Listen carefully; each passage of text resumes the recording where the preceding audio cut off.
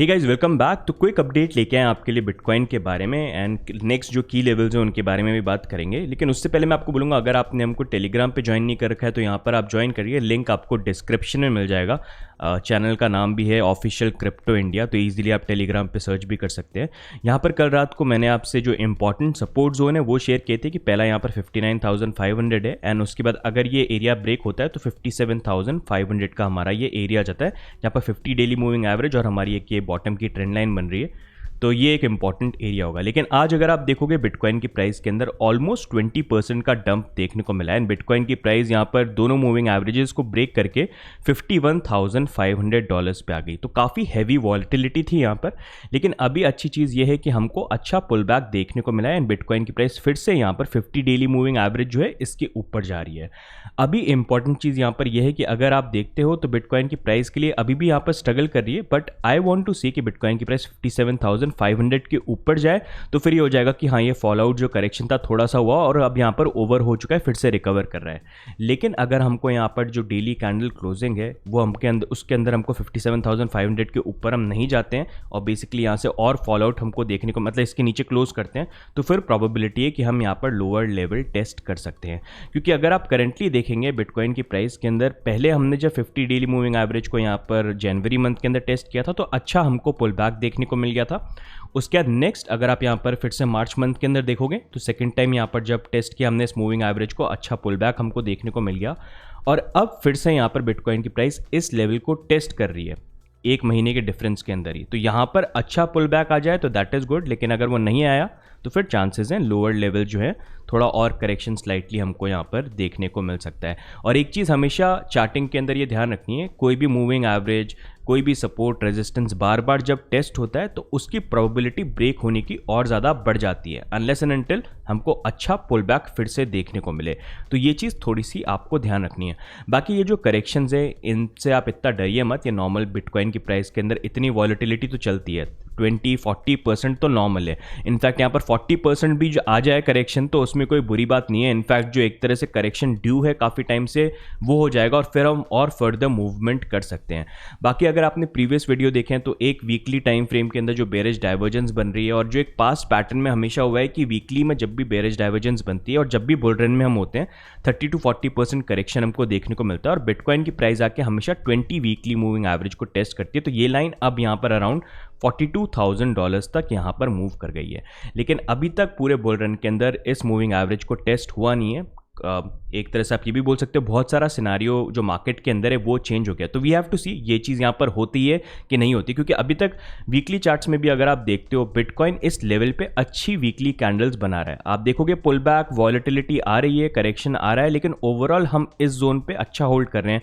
इन अ वे अगर आप देखोगे 55,700 का जो एरिया है ये हमारा हमेशा वीकली का क्लोजिंग रहा है और फिर इसके ऊपर ही हम रहे हैं। तो अगर इसी तरह से चीज़ यहाँ पर रहती है तो वो पॉजिटिव रहेगी। लेकिन अगर ब्रेकडाउन होने स्टार्ट हुए, इस जोन के नीचे हमको रेड वीकली कैंडल क्लोजिंग देखने को मिलती है तो फिर प्रोबेबिलिटी हो जाएगी कि नहीं, अब शायद लोअर जोन टेस्ट हो जाए। लेकिन वो शॉर्ट टर्म हमारे करेक्शन होंगे एंड फिर उसके बाद नेक्स्ट हमारी कंटिन्यूएशन में बुल रन की जो रैली है बिटकॉइन की वो आगे यहाँ पर चल सकती है। एंड मार्केट में देखो सिंपल ये कॉन्सेप्ट होता है, पूरे टाइम वो बुलिश नहीं चलता, वहाँ पर करेक्शन आने ज़रूरी है और इस तरह की वॉलेटिलिटी आनी ज़रूरी है ताकि जो वीक हैंड्स हैं वो यहाँ पर फ्लश आउट हो जाए। एंड इसलिए ये एक सेइंग है जो मैं हमेशा डालता हूँ कि बिटकॉइन के जो डम्प्स होते हैं वो केयरफुली प्रोग्राम्ड होते हैं, जहाँ पर bitcoin weak hands, paper hands जो होते हैं उनके हाथों से, जो डीट होल्डर्स हैं, जिनके डायमंड हैंड्स हैं, जिनको फ़र्क नहीं पड़ता इस वॉलेटिलिटी पे, उनके ऊपर मूव कर जाते हैं, जो लंबे टाइम तक होल्ड कर सकते हैं। तो यही एक चीज़ है जो बिटकॉइन के मार्केट में नॉर्मली चलती है एंड ये करेक्शन नॉर्मली यहाँ पर हमको देखने को मिला है। बाकी अभी ये एरियाज़ हैं जिनको आप करंटली देख सकते हो। बाकी ऑल्ट्स के लिए I think it was a very good opportunity. मैं वीडियो तो जल्दी थोड़ा नहीं डाल पाया क्योंकि जब मार्केट वॉलेटाइल होता है तो मैं खुद अपनी ट्रेड्स वगैरह और सारी चीज़ें देख रहा होता हूँ। तो मैंने थोड़ा सा यहाँ पर टी फ्यूल और थोड़ा सा BNB जो था मैंने बाय किया था और मैंने मेंशन भी किया था कि डंप्स अच्छे चांस होते हैं बाय करने के। जब ऐसे बहुत वॉलेटिलिटी के इतने खतरनाक डंप आए ना जहाँ पर लेवल्स ब्रेक करते हैं तो वहाँ पर देखो रिवर्सल आता है और वो रिवर्सल के टाइम पे अगर आपको एक अच्छे एंट्री मिल जाए ना ऑल्ट्स के अंदर तो वो अच्छा रहता है। तो मैं हमेशा ये कोशिश करता हूँ कि मेरे पास कुछ BTC हमेशा पड़े हुए हों, जब ऐसे डंप्स आते हैं तो मैं सबसे पहले भाग के ये देखता हूँ कौन से ऑल्ट्स हैं जो डाउन पे जिनको मैं बाय करूँ। तो यहाँ पर थोड़े से टी फ्यूल जो है मैंने बाय किए, क्योंकि वैसे टेटा का और टी फ्यूल का जो इवेंट है वो जून मंथ के एंड में आने वाला है, तो वैसे भी मैं कुछ टाइम में इसको अक्यूमुलेशन इसकी स्टार्ट करने वाला था पार्ट्स के अंदर बाय करने के लिए। तो मैंने थोड़ा सा बाय किया and you can see here, मतलब अभी डंप के अंदर मैंने जब पैनिक हो रहा था तब बाय किया, अभी थोड़ा अच्छा यहाँ पर प्रॉफिट जो है वो चल रहा है। तो आप भी हमेशा एक ये चीज़ बना लो, मैं हमेशा ये मेरा फॉर्मेट ये रहता है, जब मार्केट बहुत ज़्यादा डंप करता है ना तो मैं भागता हूँ देखने के लिए कौन से ऑल्ट्स हैं जो मैं खरीदना चाहता था और जिन पे मेरी आंखें हैं वो कहाँ तक डंप करें, और उनको बाय करता हूँ।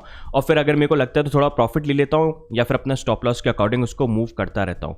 ये मेरा हमेशा पैटर्न रहता है जो मैं फॉलो करता हूँ। और जिस दिन ऐसा हो गया कि मैंने डंप में यहाँ पर ऑल्ट कॉइन को बाय किया और वो मेरे बाय करने के बाद लॉस में चला गया और मेरे को लॉस चल रहा है, अगर ऐसी एक या दो ट्रेड हो गई तो उसके बाद फिर मैं ट्रेडिंग करनी ही रोक देता हूं, क्योंकि मैं समझ जाता हूं कि मार्केट में पैटर्न जो है वो यहाँ पर चेंज हो रहा है। तो ये एक मेरी ट्रिक है जो मैं हमेशा फॉलो करता हूं, आप भी कर सकते हो अपने खुद के रिस्क के ऊपर if you want to do it. तो ये करंटली मार्केट की अपडेट है। बाकी आई थिंक कुछ फड न्यूज़ भी आज आई है मार्केट के अंदर। CNBC ने फिर से पुराना जो आर्टिकल है वही आर्टिकल पब्लिश कर दिया है कि इंडिया के अंदर क्रिप्टो करेंसीज बैन होगी, ऐसा कुछ। तो उन सारी चीज़ों पे आप इतना ध्यान मत देना। वो आर्टिकल मैं एक बार देख रहा हूँ, ये वाला आर्टिकल है, तो इन आर्टिकल्स पे इतना ध्यान मत दो। ये एक महीने पुराना आर्टिकल है, मार्केट डंप कर रहा है तो इन्होंने देखा अच्छा मौका है, इसको फिर से प्रिंट कर दो, और ये फट फैलाने के लिए ऐसी उल्टी सीधी चीज़ें करते रहते हैं।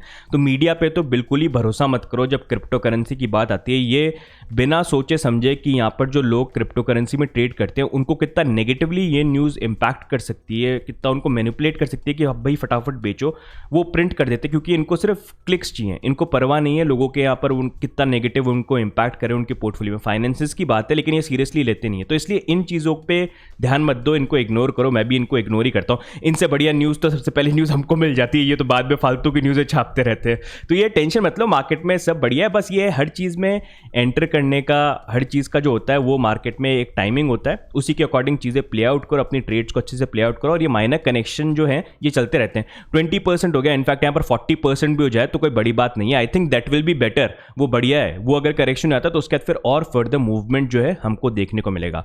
बाकी ऑल्ट्स की जहाँ तक बात है, अभी भी मैं ये चीज़ बोलूँगा, अभी तक आपने जो ऑल्ट सीजन देखा है वो कुछ भी नहीं है। मेगा ऑल्ट सीजन तो अभी आएगा जो अभी धीरे धीरे चल रहा है। हल्का ऑल्ट्स में और करेक्शन आ जाए तो बेटर है, फिर वो मेगा ऑल्ट रन हो सकता है। तो अभी टाइम है, लेकिन ये है, देखो पैसा है मार्केट में, लेकिन जब तक ये मार्केट चल रहा है सेंसिबली ट्रेड करना है। अपने स्टॉप लॉस लगाओ, रिस्क मैनेजमेंट करो, टीए सीखो, एफए सीखो, क्योंकि इस मार्केट में वही सर्वाइव करेंगे जो नॉलेज को गैदर करेंगे। लेकिन जो लोग बिना सोचे समझे से कूदेंगे वो तब तक कुछ टाइम तक प्रॉफिटेबल रहेंगे जब तक लक चल रहा है। जिस दिन मार्केट उल्टा हुआ उस दिन आपकी हालत खराब हो जाएगी। तो ये टीए, एफए, स्टॉप लॉस, ये रिस्क मैनेजमेंट, ये आपको उसी चीज़ से बचाएगा जिस दिन ये मार्केट उल्टा हुआ और मार्केट खत्म हुआ। उसके सिवा कोई और उपाय नहीं है जहां पर आप खुद एनालाइज कर पाओ कि मार्केट का टॉप कहां पर है, क्योंकि वो कोई भी नहीं बता सकता। तो बेटर क्या है, अपने आप को इस तरह से पोजीशन करो जब मार्केट खत्म हो, आपके ऑटोमेटिकली स्टॉप लॉस और आपका पोर्टफोलियो इस तरह से हो कि आप उस चीज से बच जाओ और उससे एग्जिट हो जाओ। तो ये छोटा सा अपडेट हो गया ओवरऑल। आपको अगर ये वीडियो अच्छा लगा, वीडियो को जरूर लाइक करिए, सब्सक्राइब भी करिए, और because that is the only thing that keeps us motivated. बाकी कोई भी कमेंट्स हो आप नीचे कमेंट्स में डाल सकते हैं। तो आज के लिए गाइस इतना ही, मिलते हैं अगली वीडियो में, तब तक के लिए goodbye and take care.